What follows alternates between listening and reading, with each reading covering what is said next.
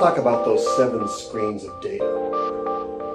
The overview screen comes on by default, and it shows the general situation at a glance. Double tapping on the single button advances through each of 6 additional detail screens, one at a time, and each screen is displayed for about 20 seconds.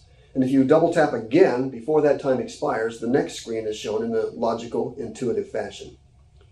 By default, when connected and operating, the device automatically activates its main overview display in response to a double tap of the single front panel button, or whenever the device itself chirps to alert you that something interesting has happened.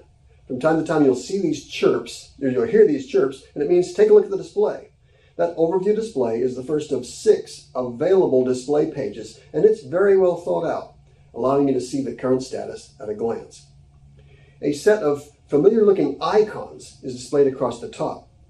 At the extreme left, an antenna icon is accompanied by a set of signal strength bars, arranged like those on most cell phones. Exactly as you would expect, the number of displayed bars corresponds with the relative strength of the cellular signal. Obviously, I found that I had the best bandwidth when all 6 bars were illuminated. Bandwidth diminished as the number of displayed bars decreased, and when I had just 1 or 2 bars, I found that the bandwidth was relatively poor, and I could expect frequent disconnections and delays while the device went searching through the airwaves for a better signal. Continuing to the right, the next icon proclaims either 3G or 4G, depending on the cellular technology currently in use. I've learned that the device uses the well-known popular EVDO technology for 3G connections on Sprint's network, resulting in respectable bandwidths that will generally meet the expectations of people familiar with older 3G tools, anywhere a Sprint cellular phone is likely to get a signal. The device's 4G technology relies on old WiMAX equipment from the well-known Clear WiMAX network that isn't as modern or as fast as newer LTE offerings from other ISPs claiming 4G services. Nevertheless, in my experience, it works well when I'm close enough to a WiMAX tower to yield 3 or more bars on the signal strength icon, and I generally had at least that much signal strength when I was within major metropolitan areas. You can check Clear's website at www.clear.com to view their coverage map, showing where their network of WiMAX towers are likely to yield reasonable access.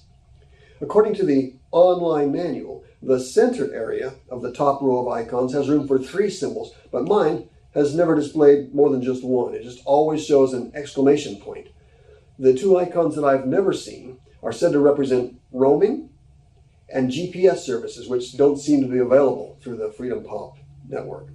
I suspect that I'm seeing the single exclamation point because I'm not using a geolocation option that I just don't care about.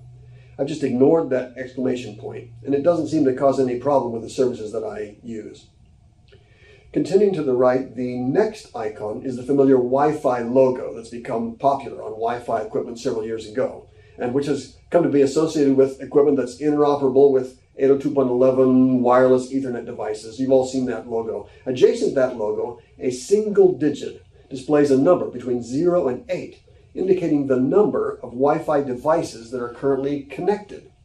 It seems the device's firmware has been limited to prevent connection by more than 8 simultaneous Wi-Fi devices. During our long road trip, my wife and I traveled with 2 Wi-Fi compatible Android tablets, so I generally saw either 0, 1, or 2 displayed on that number. I found that I could trust the displayed number.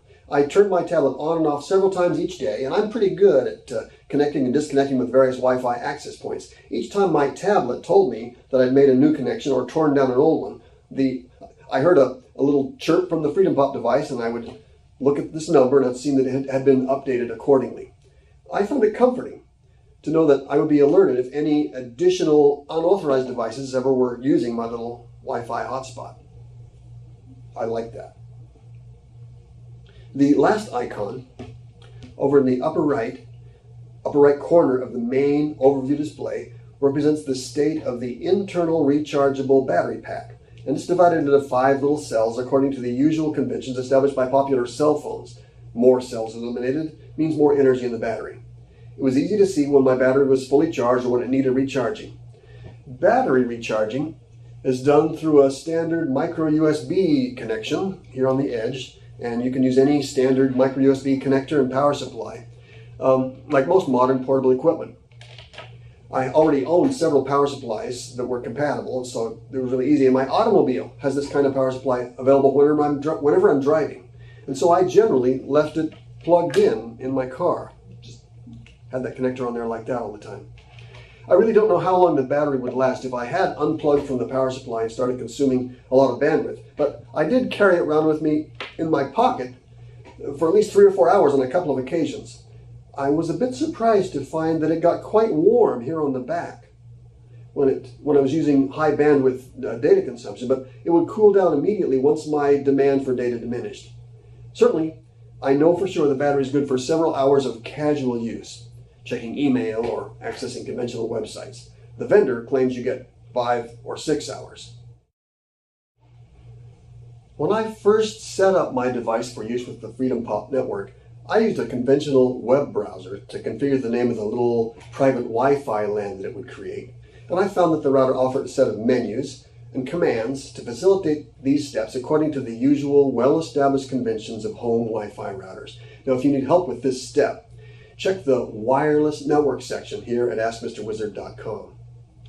I chose FreedomPop 0982 for the name of my Wi-Fi network, the SSID.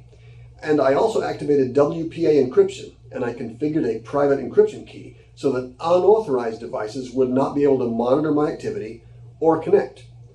I plan to share that encryption key only with friends and family members. For my long road trip, the key I chose happened to be AskMisterWizard. The center of the main overview display uses 2 lines of text to advertise that name and encryption key, since every authorized user will need that information. Accordingly, those 2 lines of my device displayed FreedomPop 0982 and AskMisterWizard. Because the device is so small and so easy to conceal, I found it easy to restrict access to this information, and it did not trouble me to have it displayed. If I ever suspected that somebody had seen it without my permission, I could have changed it without any undue pain, but I found this display of Wi-Fi SSID name and associated encryption key to be quite convenient during my trip. When my wife first wanted access, I just handed her the device and told her she could read the required information. She used it to configure her own Android tablet for easy access, and she was successful in her first try. The bottom of the main overview display includes 2 additional icons or items. At the lower left, a counter reports the amount of data that's been exchanged through the FreedomPop network during the current session, and it's continuously updated in real time. At the lower right corner, a timer reports the duration of that session, which always commenced from the most recent 3G or 4G connection or reconnection. In my experience while driving on the superhighways, at least in the western United States, these sessions typically expired and the displayed numbers started over from 0 every half hour or so as I passed into or out of coverage areas. I found it very interesting and useful to monitor the data counter as I accessed various websites and services, since I could immediately identify activities that use a lot of data. It certainly helped me to control my consumption of free data.